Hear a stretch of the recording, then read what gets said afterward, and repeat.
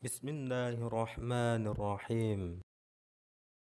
Para pecinta kisah, Muhammad merupakan orang terhebat. Itu sudah terbukti baik secara teori maupun fakta bahwa Muhammad merupakan orang tersukses di dunia. Bukan saja di dunia, di akhirat juga. Dia satu-satunya nabi yang diberikan hak dan jatah untuk memberikan syafaat kepada umatnya. Segala kehidupannya merupakan anugerah terbesar bagi kehidupan sekalian alam. Di bumi, dia orang ke-1 tersukses di bidang apapun. Bidang kesehatan, kehidupannya merupakan kesehatan itu sendiri. Bidang kekuatan, dia melebihi daripada gunung terkuat. Bidang kekayaan, dunia tunduk padanya. Dari bidang ilmu, dia merupakan gudangnya. Sungguh sukses, selamat, bahagia orang yang mengikuti jejaknya. Dia merupakan keturunan Arab daripada kabilah Bani Hashim suku Quraisy. Keturunan mulia dari Nabi Ismail bin Ibrahim. Sungguh tidak akan cukup kata untuk menggambarkan sosok yang mulia ini. Maka kali ini khusus di sini kita akan mengurai bagian per bagian daripada kehidupan rahmatan lil alamin Muhammad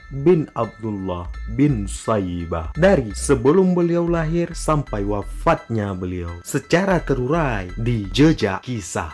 Kisah ini akan dimulai dari jejak panutan Quraisy, kakeknya Rasulullah. Kisah ini bermula dari latar belakang penggalian sumur Zam-Zam oleh Shaybah. Suatu hari, Shaybah sedang tidur di hijr Ismail, salah satu dinding Ka'bah. Tiba-tiba seseorang mendatanginya, lantas berkata, "Galilah Tibah."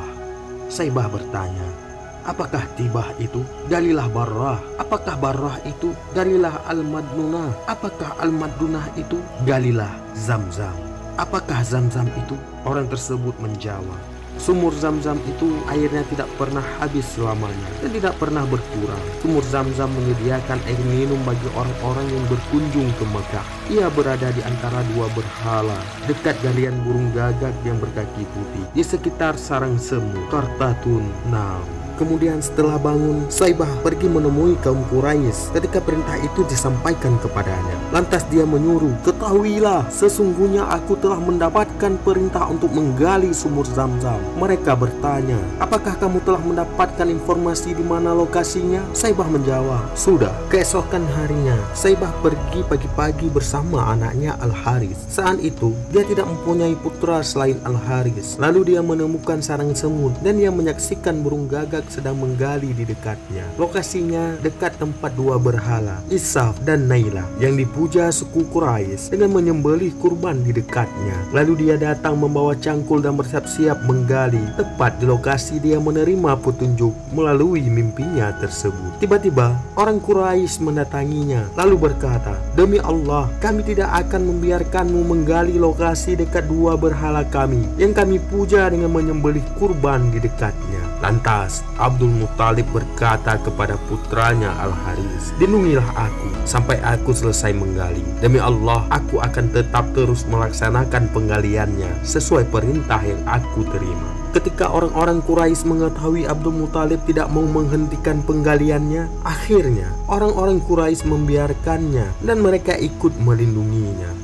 Pada saat Abdul Muthalib baru sedikit melaksanakan penggalian sumur tersebut, tampaklah padanya benda-benda berharga menutupinya. Lalu dia mengumandangkan takbir dan dia mengerti bahwa mimpi itu adalah benar. Ketika penggalian sumur itu semakin dalam, maka di dalam sumur itu dia menemukan dua patung kijang dari emas yang dipendam oleh orang-orang Jurhum. Selain itu, dia juga menemukan beberapa buah pedang dan perisai. Lalu orang-orang Quraisy berkata kepadanya, "Wahai Shaybah, kami ikut serta dan berhak memilikinya bersamamu." Shaybah berkata, "Tidak, namun kemarilah kita selesaikan urusan ini dengan adil antara aku dan kalian. Harta akan mengocoknya dengan beberapa anak panah." Mereka bertanya, "Bagaimana caranya?" Shaybah menjawab, "Aku akan meletakkan untuk Ka'bah dua anak panah, untukku dua anak panah, dan kalian semua dua anak panah. Jadi siapa yang kedua bagiannya keluar menimpa sesuatu, maka itu menjadi miliknya. Siapa yang kedua anak panahnya melewatinya, maka dia tidak mendapatkan apapun." Mereka, para Quraisy berkata, "Baiklah, kamu telah bersikap adil." Akhirnya, Shaybah menetapkan untuk Ka'bah dua anak panah yang kuning,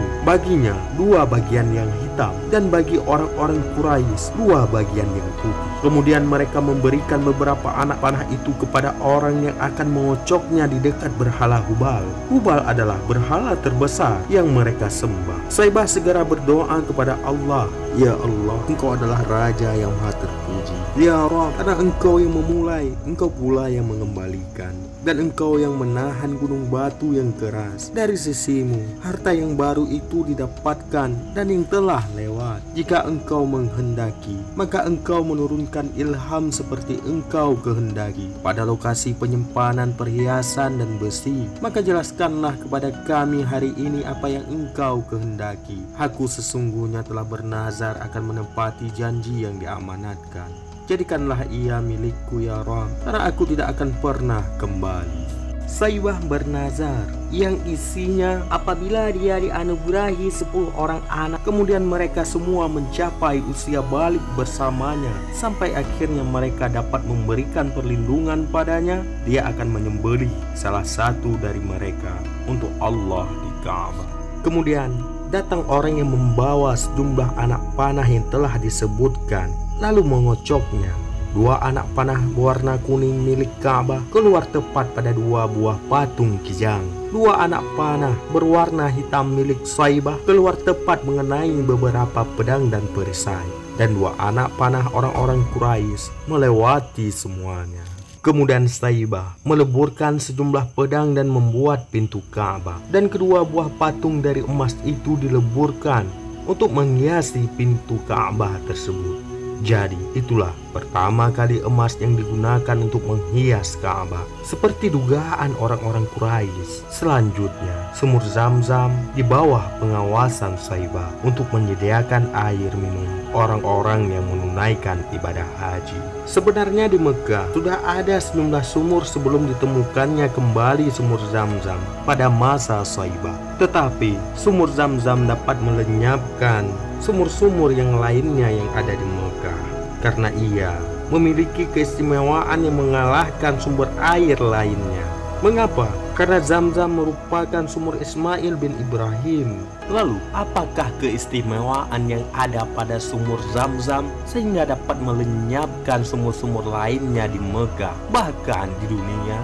Dalam sejumlah hadis, Rasulullah Shallallahu Alaihi Wasallam bersabda tentang keistimewaan air sumur Zam-Zam. Sumur Zam-Zam adalah asupan yang mengenyangkan dan obat segala penyakit.